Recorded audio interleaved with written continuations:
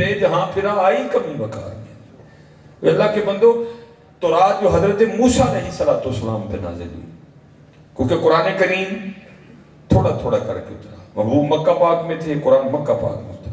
محبوب پاک مدینہ پاک میں تھے، قرآن پاک مدینہ پاک۔ لیکن جو تورات تھی وہ ایک ہی بار حضرت موسیٰ علیہ السلام کو کوہ طور پہ بلوا کے عطا فرما دی گئی۔ وہ لکھا ہے کہ جیسے جیسے حضرت موسیٰ علیہ السلام الواح تورات کی تلاوت فرماتے، وہ کیا دیکھتے کہ شان امت محمد لکھی ہوئی ہے۔ مثال کے طور پہ کتابوں میں لکھا ہے، آپ نے جب تورات شریف پڑھی تو اس میں لکھا کیا ہے کہ ایک امت اس طرح کی بھی آئے گی، اگر وہ نیکی کا صرف ارادہ کریں گے نا تو اللہ کی طرف سے فرشتوں کو حکم ہوگا کہ ان کی نیکی لکھ دو۔ ابھی کی نہیں، صرف ارادہ کیا، نیکی لکھ دو۔ اور جب وہ نیکی کریں گے تو پھر حکم ہوگا جیسی نیت جتنا اخلاص اس کے مطابق ثواب دو۔ لیکن دوسری طرف حکم کیا ہوگا، اگر یہ برائی تو فوراً نہیں لکھنی، انتظار کرنا ہے، ہو سکتا ہے ہم سے معافی مانگ لیں۔ جب حضرت موسیٰ علیہ السلام نے پڑھا امت کے بارے میں تو دعا کیا کرتے ہیں، رب کریم یہ امت مجھے دے دے۔ تو آگے سے جواب کیا ہے، اے موسیٰ علیہ السلام یہ امت میں نے اپنے احمد نبی کے لیے خاص کر دی ہوئی ہے۔ پھر پڑھتے ہیں کیا کہ یہ وہ امت ہوگی کہ جس کے لیے پوری زمین کو مسجد بنا دیا جائے گا۔ اس سے پہلے یہ نہیں تھا، مسجد میں آ کر مخصوص جگہ پہ آ کے عبادت کرنی ہوتی تھی، آپ اپنے گھر میں عبادت نہیں کر سکتے تھے، لیکن اس امت کے لیے پوری زمین کو مسجد بنا دیا جائے گا۔ پھر دعا کی، یا اللہ یہ امت مجھے دے دے۔ پڑھتے گئے، دعائیں کرتے گئے، پڑھتے گئے، دعائیں کرتے گئے، ہر بار یہی جواب آیا، یہ امت میں نے اپنے احمد نبی کے لیے خاص کر دی ہے۔ اور لکھا ہے آخر میں پھر دعا کیا کرتے ہیں، رب کریم پھر اس طرح کر مجھے اس امت میں شامل کر دے۔ لکھا ہے کتابوں میں کہ اسی تورات میں لکھا ہوا تھا کہ جب کوئی محمدی سچی توبہ کرے گا، جب کوئی محمدی سچی توبہ کرے گا، اگر مٹی کو ہاتھ لگائے گا تو اس کو سونا بنا دے گا۔ اور آج ہمارا حال کیا ہے کہ ان کا در چھوڑ کے مارے مارے پھر رہے ہیں ان چیزوں کے لیے۔ اور ادھر کیا لکھا تھا کہ جب یہ سچی توبہ کریں گے، مٹی کو ہاتھ لگائیں گے تو سونا بنا دیں گے۔ لکھا ہے ہماری تاریخ کا بہت بڑا نام ہے صوفیہ میں، حضرت فضیل بن عیاض، یہ جب انہوں نے توبہ کی تو تربیت فرمانی تھی شیخ نے، آپ نے فرمایا جو معاملے ادھر ہوئے اس کی تو معافی مل گئی توبہ سے، لیکن جو لوگوں کو ستایا فضیل جاؤ پہلے لوگوں سے معافی مانگو جا کے۔ اب ایک بندے کے پاس گئے جس کو لوٹا تھا، اس سے بھی معافی مانگی، جس کو کبھی ڈرایا تھا، دھمکایا تھا، آپ سے تکلیف پہنچی تھی، اس سے بھی معافی مانگی۔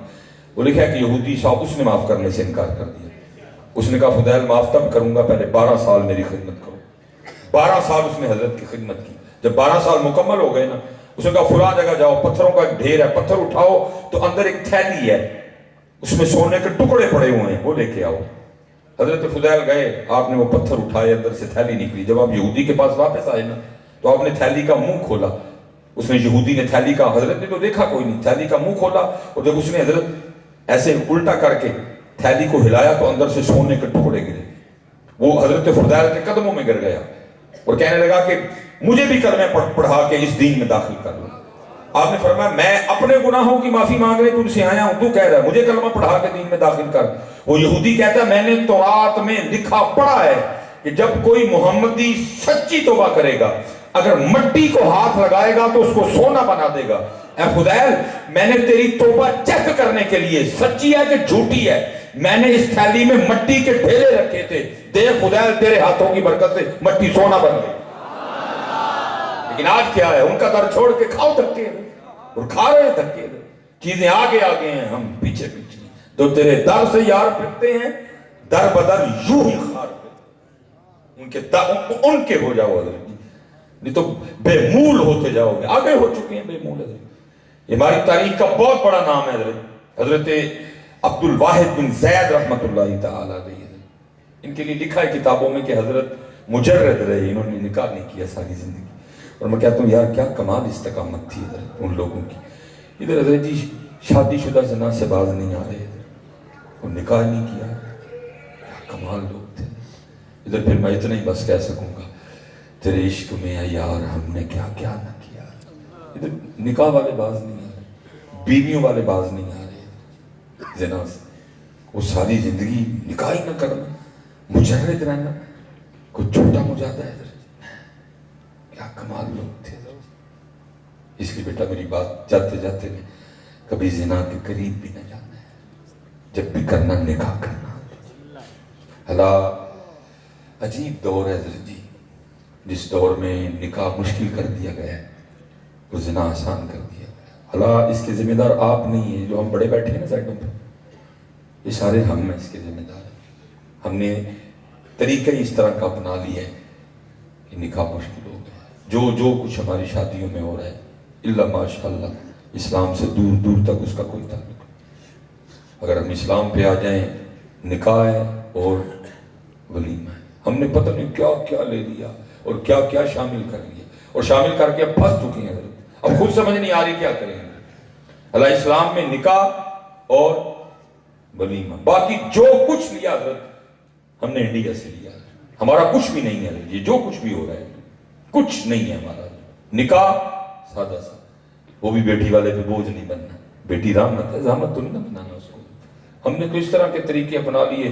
जनाब पहले दिन जनाब दूल्हे की अम्मी जा रही हैं, दूल्हे के अब्बू जा रहे हैं, दूल्हे की बहन जा रही है, वो गरीब बेटी वाला जनाब सामने ला के पता नहीं क्या क्या रख रहे हैं। मेरी बेटी देख रही है, ठीक है, देख के चले गए, कोई जवाब नहीं दिया। अगले दिन फिर फोन कर रहे हैं, वो जी वो जो बड़ी बहन है वो तो नाराज हो गई, वो कह रही है जी लोग पालिया ते खड़ाया मैं ते वेख तुसी आए जरूर उसने भी देखने हैं, चलो जी वो देख गई। फिर अगले दिन फोन क्या आ रहा है, वो जी हूँ वो खाला नाराज हो गई है जी, खाला कहती लै मैं फिर खाला कहती हुई जो मैं नहीं वोटी वेखन जानी, लो जी खाला आ गई, ठीक है जी। तीसरे चौथे दिन फिर फोन आ गया, उन्होंने फूफी कहती आहो जी खाला आगे हो गई ना, मैं तो पिछे रह गई ना, लो जी हूँ फूफी वेखन आन गई। फिर ओ जी हूँ ताई रुस गई, ताई वेखन आन गई, और जी हूँ मामी रुस गई। 17 लोग हज़रत की बेटी को देख जाते हैं, और 17 बंदों के बाद होता क्या है, फोन करके हम बस इतना कह नहीं, वो कुड़ी का नक जरा लम्मा है, इंतजाम नहीं पसंद।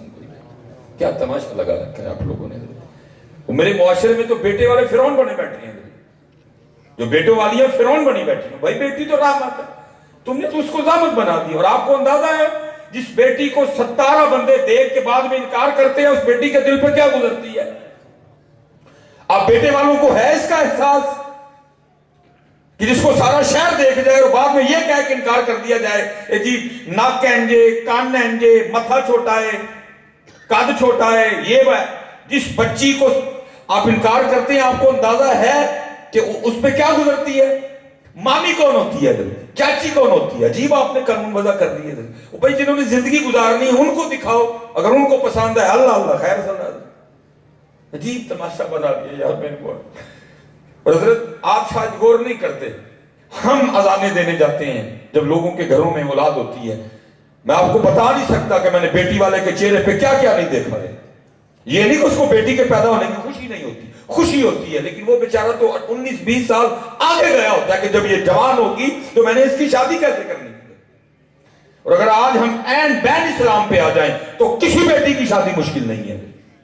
चंद लोग लेके जाओ हज़रत जी, निकाह करो, दुल्हन लेके घर आ जाओ, वलीमे पे जो दिल करता है आपका करो। पूरा कमालिया बुला लो, पूरा रजाना बुला लो, पूरा चीचा वतनी बुला लो, पूरा जनाब तोबा बुला लो, पूरा जनाब गोजरा बुला लो, पूरा शोरकोट बुला लो। किसने रोका है तुम्हें?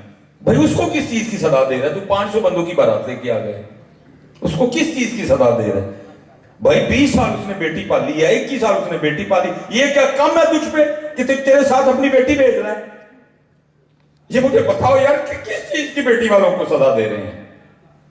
20 साल वो पाल के तुझे अपनी बेटी दे रहा है, अपने जिगर का टुकड़ा दे रहा है, क्या ये कम है? और मैं जितने यहां अमीर लोग बैठे हैं, खुदा का वास्ता हाथ जोड़ के आपसे गुजारिश करूंगा, आप इसकी इब्तिदा करें हज़रत। ये गरीब लोग नहीं इसकी इब्तिदा कर सकेंगे, लोग इनको नहीं जीने देंगे, आप इसकी इब्तिदा करें हज़रत। ये बड़ा कारी खैर है। जितने अमीर लोग बैठे हैं यहां, जमींदार बैठे हैं, वडेरे बैठे हैं, मैं सबके आगे ये देखे मिसबाई हाथ जोड़ रहा है, खुदा का वास्ता आप इसकी इब्तिदा करो। और चले हो तो रब ने दिता है, माड़िया का लंग रह जाएगा। वो उसको दलील बनाएंगे, देखो जी फलां चौधरी साहब ने भी तो शादी की है ना, वो देखो जी फलां वडेरे साहब ने भी तो शादी की है ना, वो फलां एमएलए साहब ने भी तो सादगी से की है ना, वो फलां एमपी साहब ने भी तो सादगी से की है ना। आपको रब ने दिया है, और अल्लाह के बंदो उनके जो मर्जी वलीमे पे करो, जितने मर्जी बुलाओ, लेकिन ये मुझे बताओ बेटी वाले को किस चीज की हम सदा दे रहे हैं?